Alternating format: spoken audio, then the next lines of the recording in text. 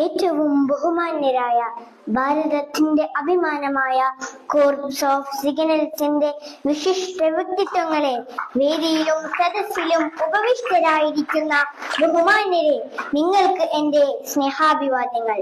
നാം ഏവരും വളരെ അധികം ഗൗരവത്തോടെ മനസ്സിലാക്കുകയും ഉൾക്കൊള്ളുകയും ചെയ്യേണ്ടുന്ന സുപ്രധാനമായ ഒരു വിഷയത്തെ പുരസ്കരിച്ചാണ് ഇന്നു ഞാൻ സംസാരിക്കുന്നത്. മാനവരാശി അതിന്റെ ആദ്യം മുതൽ ഒട്ടനവധി ദുരന്തങ്ങളും വൈതരണികളും കടമ്പകളും നേരിടുകയും ആ പ്രതിസന്ധികൾ അഖിലവും നിഷ്പ്രയാസം തരണം ചെയ്യുകയും ചെയ്തിട്ടുണ്ട്.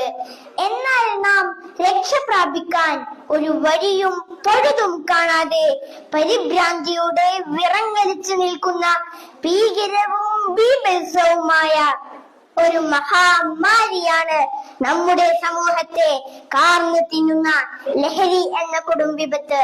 മദ്യവും മയക്കുമരുന്നുമൊക്കെ ഉപയോഗിച്ചു തുടങ്ങുന്ന പ്രായം മുമ്പത്തേക്കാൾ ഭയാനകമായി താഴേക്ക് വന്നിരിക്കുന്നു. 16ഉം 17ഉം ഒക്കെ ആയിരുന്നത് ഇപ്പോൾ 12ഉം 14ഉം വയസ്സായി കുറഞ്ഞിരിക്കുന്നു. ലഹരി ഉപയോഗം മാരകമായ ഒരു വിപത്തായി മാറിയിരിക്കുന്നു. ലഹരി മരുന്നിനോടുള്ള അടിമത്വം വ്യക്തിക്കും കുടുംബത്തിനും മാത്രമല്ല നാശനഷ്ടങ്ങൾ വരുത്തി വെക്കുന്നത്, മറിച്ച് സമൂഹത്തിന്റെ ആരോഗ്യവും സാമ്പത്തിക സാംസ്കാരിക സുസ്ഥിരതയും അത് നശിപ്പിക്കുന്നു. തുടക്കത്തിൽ രസത്തിനും കൗതുകത്തിനും ഉപയോഗിക്കുന്ന ലഹരി മരുന്നുകൾ കവർന്നെടുക്കുന്നതും തകർത്തെറിയുന്നതും ജീവിതത്തിന്റെ സർവ വർണ്ണങ്ങളെയും അഭിലാഷങ്ങളെയുമാണ്. ദൈവത്തിന്റെ സ്വന്തം നാട് എന്ന് വിളംബരം ചെയ്ത വർത്തമാനകാല കേരളത്തിന്റെ കൗമാരവും യൗവനവും ലഹരി എന്ന ചെകുത്താന്റെ കരാളക്കരങ്ങളിൽ പെട്ട് നട്ടം തിരിയുന്നു. ജന്മം നൽകിയ മാതാവിനെ ജനിപ്പിച്ചതിന്റെ കടം വീട്ടാൻ ഞാൻ കഴുത്തറുത്ത് കൊന്നിരിക്കുന്നു എന്ന് പൊതുസമൂഹത്തോട് പൈശാചികമായ ചേഷ്ടയിൽ വിളിച്ചു പറയുന്ന യൗവനവും പ്രിയപ്പെട്ട മാതാവിനെ ചുറ്റികൾക്ക് തലയോട്ടി അടിച്ചു പൊട്ടിച്ച് കൊലപ്പെടുത്താൻ ശ്രമിക്കുന്നതും, ഒരേ ഉദരത്തിൽ ജനിച്ചു വളർന്ന പ്രിയപ്പെട്ടവനായ തന്റെ കുഞ്ഞനുജന്റെ കപാലം ചുറ്റികക്ക് അടിച്ചു പൊട്ടിച്ച് നിഷ്കരുണം കൊന്നുകളയുന്നതും, വാർദ്ധക്യത്തിലെത്തിയ മുത്തശ്ശനെയും മുത്തശ്ശിയെയും തല്ലിക്കൊല്ലുന്നതും, ഒരേ ഉദരത്തിൽ ജനിച്ചു വളർന്ന് കൂടെ ജീവിച്ച തന്റെ സഹോദരിയുടെ പുണ്യമേനിയിൽ രതിക്രീഡയാൽ നൃത്തമാടുന്നതിലേക്കും കേരളത്തിന്റെ കൗമാരത്തെയും യൗവനത്തെയും സാംസ്കാരികമായി തകർത്തെറിഞ്ഞത് ലഹരി എന്ന കൊടും പാഷാണമല്ലാതെ മറ്റാരാണ്?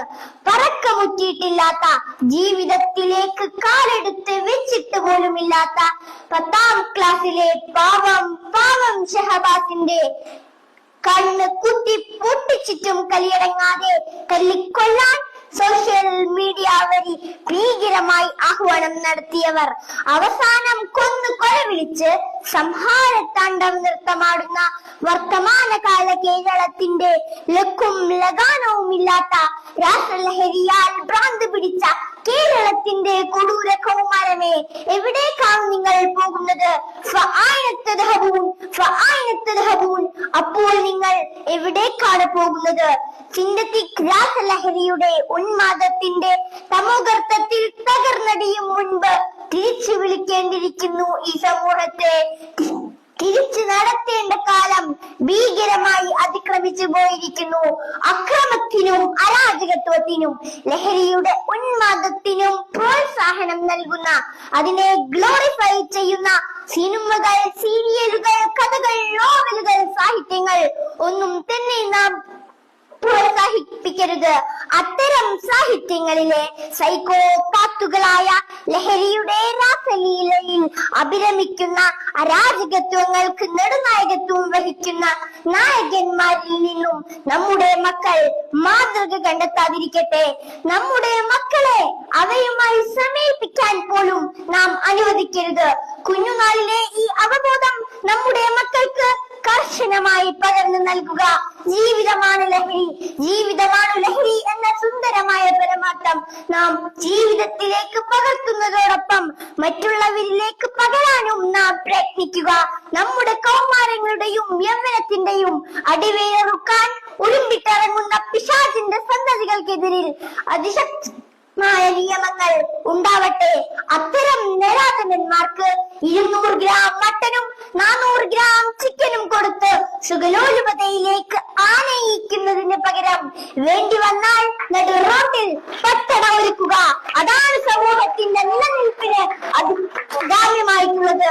ലഹരി വിമുക്ത നവകേരളം പുനഃസൃഷ്ടിക്കാൻ നാം ഓരോരുത്തരും ഒത്തൊരുമയോടെ പ്രവർത്തിക്കുക, പ്രാർത്ഥിക്കുക, പരിശ്രമിക്കുക. സുന്ദരമായ ഒരു നല്ല കാലത്തെ ആശംസിച്ചുകൊണ്ട് ഞാൻ എന്റെ വാക്കുകൾ ഉപസ്മരിക്കട്ടെ. ജയ് ഹിന്ദ്. തീവ്ര ചോക്ക്, തീവ്ര ചോക്ക്, തീവ്ര ചോക്ക്.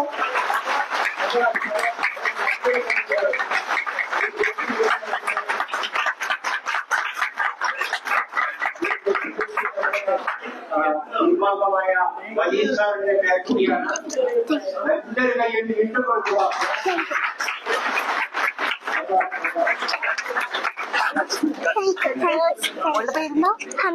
ഏത് സ്കൂളിൽ പഠിക്കണേ?